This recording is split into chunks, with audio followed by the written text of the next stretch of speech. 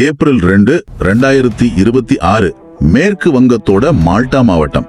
ஒரு நிமிஷம் உங்க கண்களை மூடிட்டு இந்த ஒரு காட்சியை கற்பனை செஞ்சு பாருங்க. தேசிய நெடுஞ்சாலை எண் 12ல பெரிய பெரிய மரக்கட்டைகள் அப்புறம் எரியும் டயர்களை வச்சு சாலை முழுமையா மறிக்கப்பட்டிருக்கு. நூற்றுக்கணக்கான மக்கள் கடும் கோபத்துல சாலையில நிக்கிறாங்க. ஆமா, பக்கத்துல இருக்கிற ஒரு அரசு அலுவலகத்துக்குள்ள 7 நீதிபதிகள், நீங்க சரியா தான் கேக்குறீங்க, 7 நீதிபதிகள் சுமார் 9 மணி நேரம் பணைய கைதிகளா பிடிச்சு வைக்கப்பட்டிருக்காங்க. அந்த கலவரத்தை கட்டுப்படுத்த போலீஸ் அங்க வந்தப்போ அவங்க மேலேயும் கற்கள் வீசப்படுது.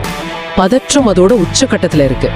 இத கேட்கும் போது உங்க மனசுல என்ன தோணும்? இது ஏதோ பெரிய கிரிமினல்களோ இல்ல தீவிரவாதிகளோ செஞ்ச காரியம் அப்படின்னு நீங்க நிச்சயமா நினைக்கலாம். ஆனா அங்கதான் ஒரு மிகப்பெரிய அதிர்ச்சி இருக்கு. உண்மைதான். அந்த 7 நீதிபதிகளை பணைய கைதிகளா பிடிச்சது எந்த கிரிமினல்களும் கிடையாது. அவங்க சாதாரண அரசு பள்ளி ஆசிரியர்கள், வயல்ல உழைக்கிற விவசாயிகள், அப்புறம் சிறு கடைக்காரர்கள். அவங்க மேல போலீஸ் ஸ்டேஷன்ல ஒரு சின்ன கிரிமினல் ரெக்கார்டு கூட கிடையாது. எந்த ஆயுதங்களும் இல்லாத சாதாரண மக்கள் அவங்க. அப்போ எதற்காக இவ்வளவு பெரிய வன்முறை? அமைதியா வாழ்ந்துட்டு இருக்கிற அந்த மக்கள் ஏன் திடீர்னு இவ்ளோ ஆக்ரோஷமா மாறினாங்க அப்படிங்கிற கேள்வியை தேடித்தான் இன்னைக்கு நாம நம்ம ஆழமான அலசலை தொடங்க போறோம். கரெக்ட். இன்னைக்கு நாம எடுத்துக்கிட்ட மூலப்பொருள் மேற்கு வங்காள வாக்காளர் பட்டியல் நீக்கம் பத்தின ஒரு விரிவான காணொளி. ஆனா இந்த தரவுகளை நாம அலசும் போது ஒரு விஷயத்தை நீங்க கண்டிப்பா மனசுல வச்சுக்கணும். நாம எந்த அரசியல் கட்சியின் லென்ஸ் வழியாகவும் இதை பார்க்க போறது கிடையாது. ஆமா, வலதுசாரி இடதுசாரி அப்படிங்கிற அரசியல் விவாதங்கள் எல்லாம் ஓரங்கட்டிட்டு அங்க இருக்கிற எண்கள், புள்ளி விவரங்கள், அப்புறம் தொழில்நுட்பம் என்ன சொல்லுதுன்னு மட்டுமே நாம போஸ்ட்மார்ட்டம் செய்ய போறோம். இப்போ அந்த மால்டா போராட்டத்தோட மையப்புள்ளிக்கு வருவோம். அந்த மக்களோட ஆத்திரத்துக்கு முக்கிய காரணம் என்னன்னா, அவங்க அத்தனை பேரோட பேர்களும் வாக்காளர் பட்டியல இருந்து ஒட்டுமொத்தமா நீக்கப்பட்டது. நீங்க யோசிச்சு பாருங்க, உங்க அடிப்படை உரிமை ஒரே இரவில் எந்த காரணமும் இல்லாம காணாம போனா எப்படி இருக்கும்? அந்த பயமும் கோபமும் தான் இந்த வன்முறைக்கு காரணம். இது எப்படி நடந்துச்சுன்னா, ஸ்பெஷல் இன்டென்சிவ் ரிவிஷன், அதாவது SIR அப்படின்னு சொல்ற வாக்காளர் பட்டியல் திருத்த பணி தான் இதுக்கு அடிப்படை காரணம். ஒரு நிமிஷம், SIR அப்படிங்கிறது தேர்தல் ஆணையம் வழக்கமா செய்யற ஒரு சாதாரண நிர்வாக செயல் தானே? ஆமா, வாக்காளர் பட்டியலை புதுப்பிக்கிறது, இடம் மாறியவங்களை மாத்துறது, இறந்தவங்களோட பெயர்களை நீக்கிறது, இது எல்லாமே ரொம்ப அடிப்படையான பணிகள். 1952 இருந்து இதுவரைக்கும் 13 முறை இந்தியால இது ரொம்ப சுமூகமா நடந்திருக்கு. அப்ப இந்த தடவை மட்டும் ஏன் 7 நீதிபதிகளை பணைய கைதிகளை மாத்துற அளவுக்கு இது ஒரு பெரிய வன்முறையா வெடிச்சது? இங்க ஏதோ பெரிய லிங்க் மிஸ் ஆகுது. அங்கதான் பிரச்சனையா ஆரம்பிக்குது. நவம்பர் 2025 இருந்து பிப்ரவரி 2026 வரைக்கும் நடந்த இந்த திருத்த பணியில ஒட்டு மொத்தமா 1.21 கோடி மக்கள் பாதிக்கப்பட்டிருக்காங்க. 1.21 கோடியா? இது ஏதோ சாதாரண நம்பர் கிடையாது. மேற்கு வங்கத்தில் இருக்கிற ஒவ்வொரு 6 வாக்காளர்கள்ல ஒருவர் பாதிக்கப்பட்டிருக்காங்கன்னு அர்த்தம். கரெக்ட். உங்க வீட்டுல 6 பேர் ஓட்டு போடுறாங்கன்னா அதுல ஒருத்தரோட வாக்குரிமை பறிக்கப்பட்டிருக்கு அப்படின்னு நீங்க கற்பனை செஞ்சு பாருங்க. இதுல 61 லட்சம் பேரோட பெயர்கள் பட்டியலில் இருந்து முற்றிலுமா நீக்கப்பட்டுடுச்சு.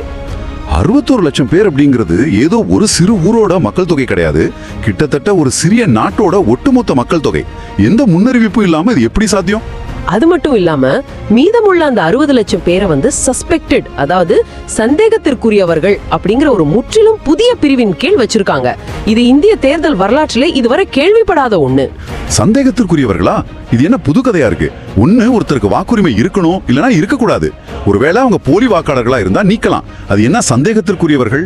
அதுதான் யாருக்கும் புரியல. 60 லட்சம் பேரை இந்த லிஸ்ட்ல போட்டா அவங்களுக்கு ரேஷன் கிடைக்குமா, பாஸ்போர்ட் கிடைக்குமா, இல்ல அரசு வேலை கிடைக்குமான்னு எல்லாமே கேள்விக்குறிதான். ஆமா, அவங்கள நடுத்தருவுல நிறுத்துற மாதிரி இல்ல இருக்கு. இதுக்காக எந்த கள ஆய்வும் நடக்கலையா? வீடு வீடா போய் அதிகாரிகள் விசாரிக்கலையா? அதுதான் இங்க மிகப்பெரிய அச்சுறுத்தல். எந்த ஒரு கள ஆய்வும் நடக்கல. நேரடியா ஒரு சாஃப்ட்வேர், அதாவது மென்பொருளை வச்சுக்கிட்டு பல லட்சம் மக்களோட வாக்குரிமையை பறிச்சிருக்காங்க. சாஃப்ட்வேரை வச்சு ஓட்ட நீக்குனாங்களா? இது ரொம்ப ஆபத்தானதாச்சு. ரொம்பவே ஆபத்தானதுதான். இந்த மென்பொருள் முன்கூட்டியே சரியா பரிசோதிக்கப்படவே இல்லை. அது பழைய அரசு ஆவணங்களை சரியா படிக்குதான்னு கூட தேர்தல் ஆணையத்துக்கு தெரியாது. ஒரு நிமிஷம், அப்போ ஒரு மூத்த அதிகாரியே இந்த மென்பொருள் 95% துல்லியமானதா இல்ல 60% துல்லியமானதான்னு தங்களுக்கு தெரியாதுன்னு ஒத்துக்கிட்டதான் ஒரு தகவல் வந்துச்சு. அது உண்மைதானா? 100க்கு 100 உண்மை. இங்கதான் OCR, அதாவது ஆப்டிக்கல் கேரக்டர் ரெகக்னிஷன், அப்புறம் அல்காரிதம்களோட சிக்கல் வருது. பழைய ஆவணங்களை ஸ்கேன் செஞ்சு சரிபார்க்க இந்த மென்பொருளை பயன்படுத்தியிருக்காங்க. இந்தியாவுல பழைய அரசு ஆவணங்கள் எப்படி இருக்குன்னு உங்களுக்கே தெரியும். 30-40 வருஷத்துக்கு முன்னாடி ஒரு கிராமத்து அதிகாரி ஏதோ ஒரு மங்கிய மையால கையால எழுதின ஆவணங்கள் அது. கரெக்ட். அந்த மங்கிய எழுத்துக்களை இந்த நவீன அல்காரிதம் சரியா படிக்காம பல பிழைகளை செஞ்சிருக்கு. உதாரணமா பாத்தீங்கன்னா முகமது அப்படிங்கிற பெயர்ல ஆங்கிலத்துல ஓவுக்கு பதிலா யூ அப்படின்னு தட்டச்சு செய்யப்பட்டிருந்தா அந்த சாஃப்ட்வேர் அவங்கள வேற நபர்னு நினைச்சு சந்தேகத்திற்குரியவர்கள் பட்டியல்ல தள்ளிடுமா? அடப்பாவமே. ஆமா, அது மட்டும் இல்லாம தந்தைக்கும் மகனுக்கும் இடையிலான வயது வித்தியாசம் 15 வயதிற்கும் குறைவாகவோ இல்ல 45 வயதிற்கும் அதிகமாகவோ பதிவேட்டுல தப்பா குறிக்கப்பட்டிருந்தா அவங்களும் சந்தேகத்திற்குரியார்கள் தான். ஆனா இதெல்லாம் ரொம்ப சாதாரண எழுத்து பிழைகளாச்சே. எந்த ஒரு மனித விசாரணையும் இல்லாம ஒரு இயந்திரம் தனக்கு கொடுக்கப்பட்ட விதிகளின்படி இவ்வளவு இரக்கமில்லாம முடிவுகளை எடுத்திருக்கா. ஆமா, இத பாக்கும்போது நம்ம பேங்க் அக்கவுண்ட் பாஸ்வேர்டை தப்பா போடுற மாதிரி இல்ல இது. கண்டிப்பா. அவசரத்துல ஒரு எழுத்தை தப்பா போட்டா அதிகபட்சம் உங்க கணக்கு சில மணி நேரங்களுக்கு லாக் ஆகும். அதுக்காக உங்க பேங்க்ல இருக்கிற பணத்தையே அந்த அல்காரிதம் அழிச்சிடாது இல்லையா? ரொம்ப சரியான ஒப்பீடு. பல தசாப்தங்களா இந்தியாவுல இருக்கிற ஆவணங்கள்ல எழுத்து பிழைகள் ரொம்ப சாதாரணம். ஆனா ஒரு மென்பொருளை பொறுத்தவரை அது ஒரு குற்றம். அந்த சின்ன பிழைக்காக ஒருத்தரோட குடியுரிமையையே கேள்விக்குள்ளாக்குறது எப்படி நியாயமாகும்? அந்த மென்பொருளோட கோளாறு வேற எந்த அளவுக்கு போயிருக்கு? அது ஒரு உச்சக்கட்டத்தை அடைஞ்சதுன்னு தான் சொல்லணும். மார்ச் 24 அன்னைக்கு சாயங்காலம் இந்த மென்பொருள் இயக்கப்பட்டப்போ அது செஞ்ச ஒரு சின்ன தவறால ஒரே நொடியில என்னாச்சு தெரியுமா? என்னாச்சு? மேற்கு வங்கத்தோட ஒட்டுமொத்த 7 கோடி வாக்காளர்களையும் அது சந்தேகத்திற்குரியவர்கள் பட்டியல்ல தள்ளிடுச்சு. ஒட்டுமொத்த மாநிலமும் ஒரு நொடியில தங்களோட வாக்குரிமையை இழந்துட்டாங்க. இதை என்னால நம்பவே முடியல. 7 கோடி மக்களையும் ஒரே கிளிக்ல சந்தேகப்பட்டியல போடுதுன்னா அந்த தொழில்நுட்பத்தின் மேல எப்படி நம்ம நம்பிக்கை வைக்க முடியும்? ஆமா, 2 மணி நேரம் கழிச்சு சுதாரிச்சுக்கிட்ட அதிகாரிகள் இத ஒரு தொழில்நுட்ப கோளாறு அப்படின்னு சொல்லிட்டு அவசரமா சரி செஞ்சாங்க. சரி, இதெல்லாம் வெறும் தொழில்நுட்ப பிழை மட்டும்தானா? இல்ல இந்த மென்பொருள் குறிப்பிட்ட யாரையாவது குறி வச்சு இயக்கப்பட்டதா? ஏன்னா ஆரம்பத்துல வேறொரு காரணம் சொன்னாங்களே. ஆமா, மேற்கு வங்கத்துல சட்டவிரோத வங்கதேச குடியேறிகள் அதிகம் இருக்காங்க. அவங்கள கண்டுபிடிக்கிறதுக்கான இந்த SIR நடவடிக்கை அப்படின்னு ரொம்ப பெருசா பேசப்பட்டுச்சு. அதுதான் இங்க இருக்கிற மிகப்பெரிய முரண்பாடு. வங்கதேச ஊடுருவல்காரர்களை கண்டுபிடிக்கிறதா நோக்கம்னா தரவுகள் வேற மாதிரியா தானே இருக்கணும். கரெக்ட். எல்லையோர பகுதிகளில் தான் அதிக பேர் சிக்கி இருக்கணும். ஆனா புள்ளி விவரங்கள் முற்றிலும் நேர்மாறான ஒரு கதையை சொல்லுது. அதாவது எந்த பகுதிகளில் வங்கதேசத்துல இருந்து பல வருஷங்களுக்கு முன்னாடி அகதிகளா வந்த மத்துவ சமூகத்தினர் அதிகம் வாழ்றாங்களோ அங்கதான் மிகப்பெரிய பாதிப்பு இருக்கு. ஆமா, மத்துவ சமூகத்தினர் அப்படிங்கிறவங்க இந்து தலித் அகதிகள். அவங்க வாழ்ற பகுதிகளில் மிக அதிகமா 9.47% வாக்காளர்கள் அடையாளம் காணப்படாம இருக்காங்க. 9%? இது மாநில சராசரியோட 2 மடங்கு அதிகமாச்சு. ஒரு நிமிஷம், வங்கதேச குடியேறிகளை கண்டுபிடிக்க போறோம்னு சொல்லிட்டு அங்க பல வருஷமா வாழ்ற இந்து தலித் அகதிகளோட வாக்குகளை அதிக அளவுல காணாமாக்கிருக்க அந்த மென்பொருள். ஆமா, தரவுகள் அதத்தான் சொல்லுது. அப்படியானால் இஸ்லாமியர்கள் அதிகம் வாழ்ற எல்லைப்புற பகுதிகளில் நிலைமை எப்படி இருக்கும்னு நீங்க கேட்கலாம். கண்டிப்பா, அங்கதானே ஊடுருவல் அதிகம்னு சொல்லப்பட்டுச்சு. அங்க எத்தனை சதவீதம் பேர் பாதிக்கப்பட்டிருக்காங்க? அங்கதான் மிகப்பெரிய ஆச்சரியம் காத்திருக்கு. இஸ்லாமியர்கள் அதிகம் வாழ்ற தொகுதிகள்ல அடையாளம் காணப்படாத வாக்காளர்களின் எண்ணிக்கை 1% குறைவாமே இருக்கு. 1% குறைவா? உதாரணமா தொம்கல் அப்படிங்கிற பகுதியில இது வெறும் 0.42% மட்டுமே அப்படின்னு நான் படிச்சேன். ஆமா, ஆக ஊடுருவல்காரர்களை கண்டுபிடிக்கத்தான் இந்த நடவடிக்கை அப்படிங்கிற வாதம் இங்க இந்த தரவுகளின் முன்னாடி சுக்குநூறா உடைஞ்சு போகுது. ஆனா அந்த 60 லட்சம் பேர் கொண்ட சந்தேகத்திற்குரியவர்கள் பட்டியலை பார்த்தா அதுல வேற விதமான பாரபட்சங்கள் ரொம்ப அப்பட்டமா தெரியுது. நீங்க எதை சொல்றீங்க? இப்ப கொல்கத்தா போர்ட் தொகுதி எடுத்துக்கிட்டா அங்க சுமார் 50% இஸ்லாமிய வாக்காளர்கள் இருக்காங்க. ஆனா அந்த தொகுதியில சந்தேகத்திற்குரியவர்களா அறிவிக்கப்பட்டவங்க பட்டியல்ல 82% பேர் இஸ்லாமியர்களாம். ஆமா, அதே மாதிரி பவானிபூர் தொகுதியில 20% இஸ்லாமியர்கள் தான் இருக்காங்க. ஆனா சந்தேக பட்டியல்ல அவங்க 52%. மக்கள் தொகையில பாதி இருக்கிற ஒரு பிரிவினர் சந்தேக பட்டியல்ல மட்டும் எப்படி 80% மேல வர முடியும்?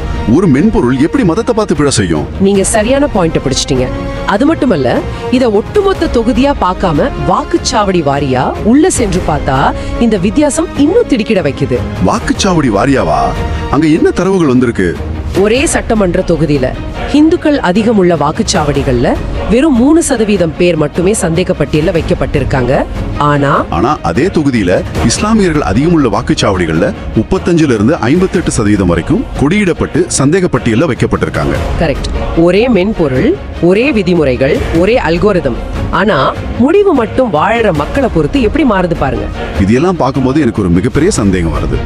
ஆரம்பத்துல சொல்லப்பட்ட காரணத்துக்கும் இப்போ தரவுகள் காட்டுற உண்மைக்கும் இவ்வளவு முரண்பாடு இருந்தா இந்த சிஸ்டத்துல பிழை இருக்கா இல்ல பிழையே ஒரு சிஸ்டமா மாறி இருக்கா? ரொம்ப ஆழமான கேள்வி. இது ஏதோ ஏழை மற்றும் படிக்காத மக்களை மட்டும்தான் பாதிச்சிருக்குன்னு நினைச்சா அதுவும் கிடையாது. ஆமா, இந்த மென்பொருள் ஏழை பணக்காரர் படித்தவர் அப்படிங்கிற எந்த வித்தியாசத்தையும் பார்க்கல போல இருக்கே. கண்டிப்பா பார்க்கல. கார்கில் போர்ல நாட்டிற்காக குண்டடிப்பட்டு தன்னோட ராணுவ ஆவணங்கள் அனைத்தையும் முறையா சமர்ப்பித்த முன்னாள் ராணுவ வீரர் முகமது துவால் அலியோட பேரே சந்தேகப்பட்டில இருக்கு. அட கடவுளே! கொல்கத்தா உயர்நீதிமன்ற முன்னாள் நீதிபதியும் தற்போதைய வக்ஃப் வாரிய தலைவருமான ஷாஹிதுல்லா முன்ஷியோட பேரும் நீக்கப்பட்டுச்சு இல்லையா? ஆமா, உலக கோப்பை வென்ற இந்திய கிரிக்கெட் வீராங்கனை ரிச்சா கோஷ், மேற்கு வங்கத்தோட முன்னாள் தலைமைச் செயலாளர் நந்தினி சக்கரவர்த்தி, பல பிரபல மருத்துவர்கள், மூத்த வழக்கறிஞர்கள்னு பட்டியல் நீண்டுட்டே போகுது.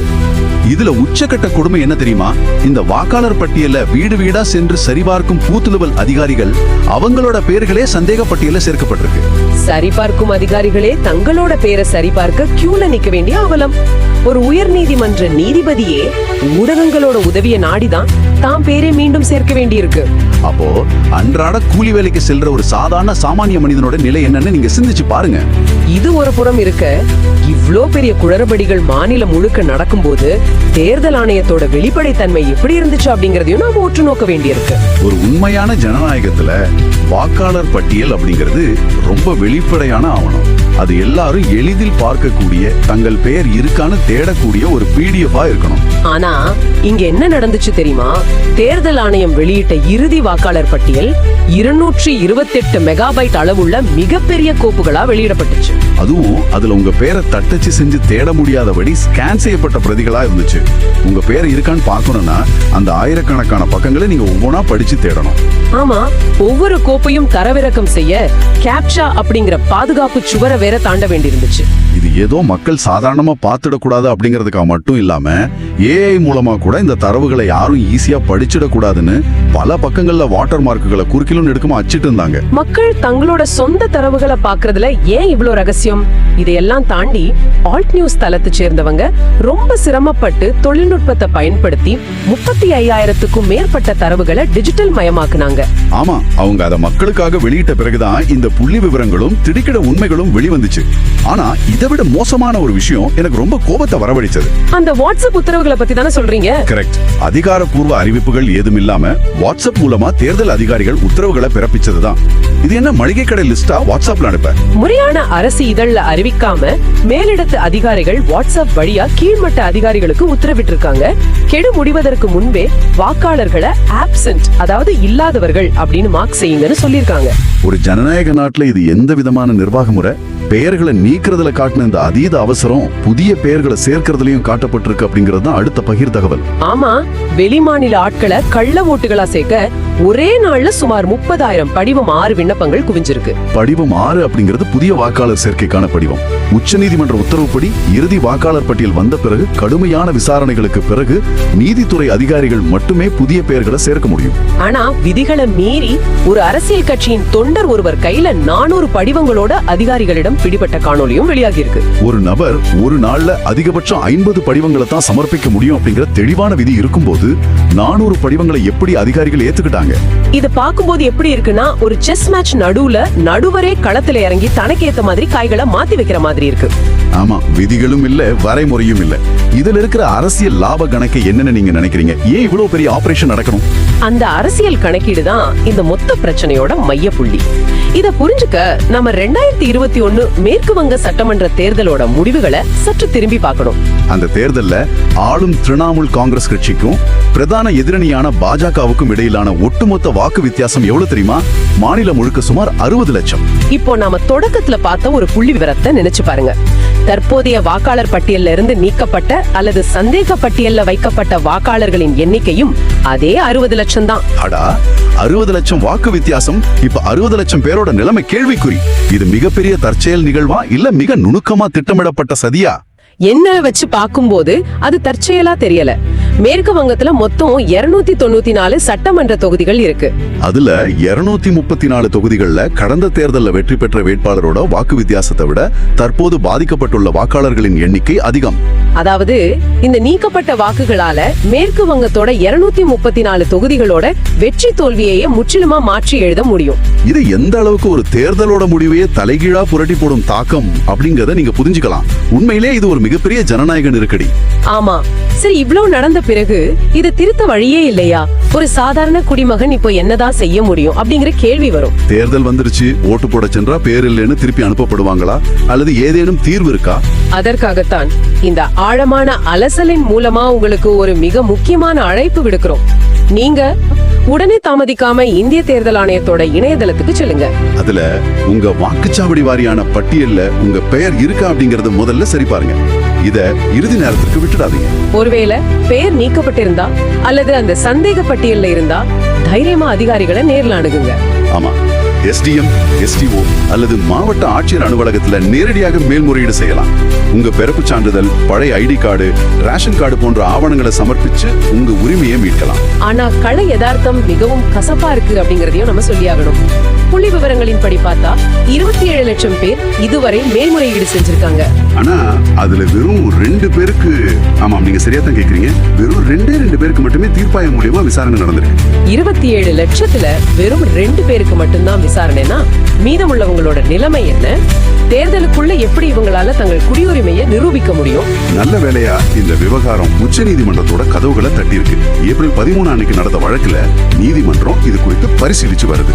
இந்த தீர்ப்பு மேற்கு வங்கத்திற்கு மட்டும் இல்ல, ஒட்டுமொத்த இந்திய ஜனநாயகத்தின் எதிர்காலத்திற்கே மிக முக்கியமானது. ஏன்னா வாக்குரிமை அப்படிங்கிறது அரசாங்கம் உங்களுக்கு வழங்குற ஒரு சலுகை கிடையாது. கரெக்ட்.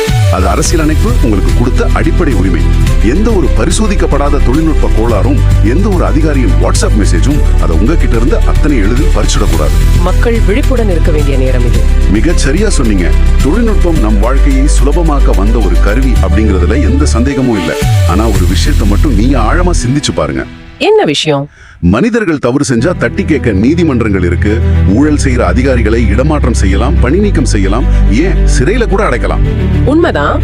ஆனா அந்த தொழில்நுட்பமும் ஜனநாயகமும் சந்திக்கும் ஒரு புள்ளியில நீங்க யார், இந்த நாட்டின் குடிமகனா இல்லையா என்பதையே ஒரு மென்பொருள் தவறாக புரிஞ்சுக்கிட்டு உங்க வாக்குரிமையை பறிச்சா அந்த அல்காரிதத்தை நீங்க எப்படி பொறுப்பாக்குவீங்க?